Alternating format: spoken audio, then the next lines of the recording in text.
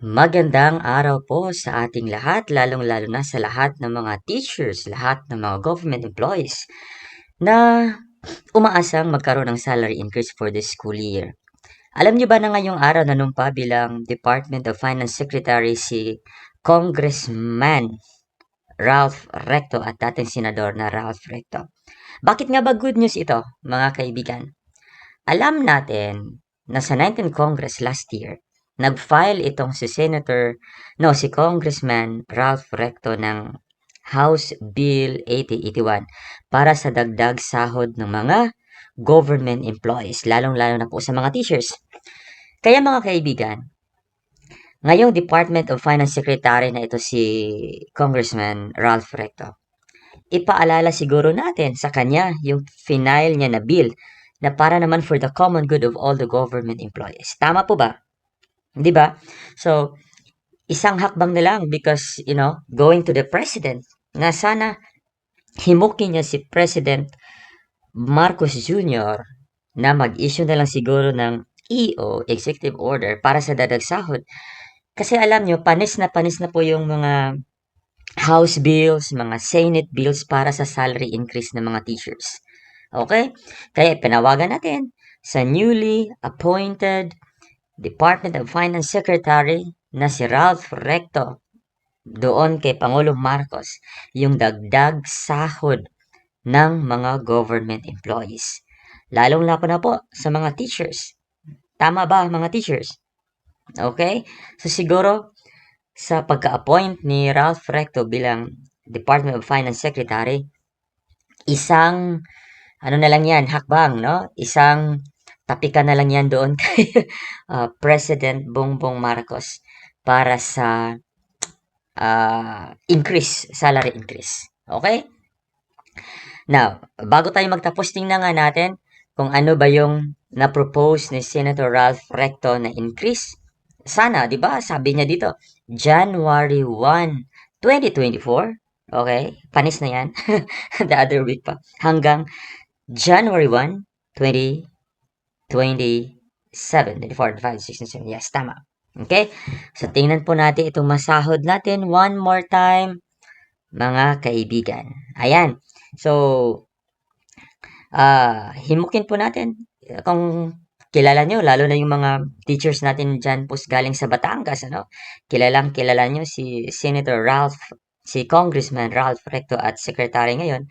So, himukin nyo naman mga teachers, mga government employees na dagdagan na po yung mga sahod ng mga nasa gobyerno. Alam niyo naman, dito nga sa sinabi ni Ralph Recto sa kanyang House Bill na yung inflation, napakataas.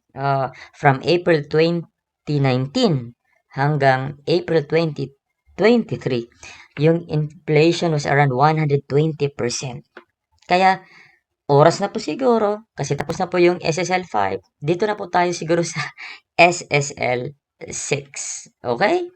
So, ayan, sana, andito pa yung perma ni Senator Ralph Recto sa kanyang House Bill 8081.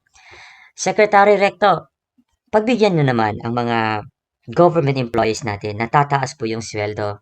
Oo. Kawawa naman yung mga ordinaryong mga teachers. Yung mga teacher 1 lang po, di ba? Oo. Yung gusto lang man po nila na siguro for this year na magkaroon lang ng increase, di ba? Kahit na yung teacher 1 salary grade 11, maano na lang yan ng 29,700. That is not bad. Kasi sabi mo nga, this particular bill na final mo is about, ano ibang nasabi dito na 10% doon sa, let me check para mas mano natin.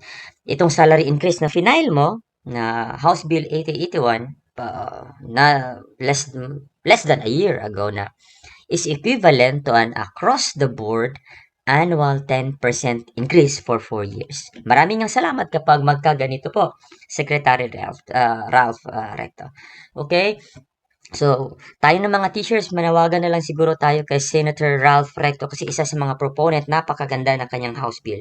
Na sana, ngayong January, hindi pa po nagtatapos ang January 12 pa po tayo. Sana yung salary grade ng Teacher 1 na magkaroon tayo ng increase na at maging 29,700. Not so bad po mga teachers, okay? Mga government employees na nakikinig po sa atin. At sana din, uh, pag that's tranche 1, 29, again, I'm talking for Teacher 1 kasi napakarami mga Teacher 1 po ng DepEd, ano? So, sana ngayong January 2024, ano na yan, 29,700. Andoon yan sa ano mo, sa house bill mo. At saka, next year, 2025, sana maging 32,000 na yan, 670. Ito naman lang yung makapagpasaya sa mga teacher natin po. Then, on the third tranche, 2026, that's 35,937. Then, on the fourth tranche, on 2028, di ba? Bago ang 2027, itong last tranche bago mag-2028, yung sana yung maging sahod ng guro is 39,531. Sana nga naman, Senator Ralph Recto, pagbigyan mo na ang mga guro. Oo, nagtatrabaho po yan. Yung mga government employees pa natin, no? I'm just sympathetic about yung mga teachers po natin, na pagbigyan nyo na. Oo, kasi ikaw nasa poder ka na yon ng gabinete ni PBBM, no? Ni Marcos Jr.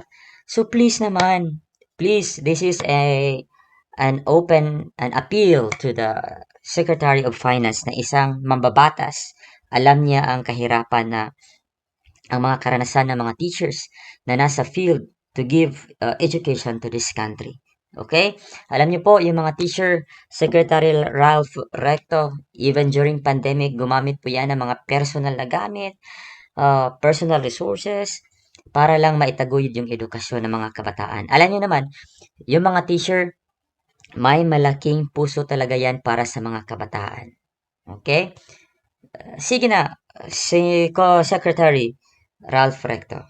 We are hoping for the best na sa stint mo as the Secretary of Finance during this administration, na sana ito na, ikaw na may puso para sa mga teachers, sa mga kaguruan sa buong Pilipinas. Sana pagbigyan nyo na. Sana nga. Okay? So, we are hoping, Secretary Ralph, na magkaroon po ng dagdag sahod ang mga guro ngayong 2024 po. The teachers, lahat of teachers, really, napakaraming mga teachers na naghahangad na sana merong salary increase this school year. Sana nga. So, marami pong salamat in advance, Secretary, na sana maano mo si PBBM na ito na, this is the year na your time to shine, na pagbigyan niyo yung mga hingi ng ating mga kaguruan. Sana nga. At saka magandang araw po at congratulations po, Senator, Secretary Ralph, Secretary Recto.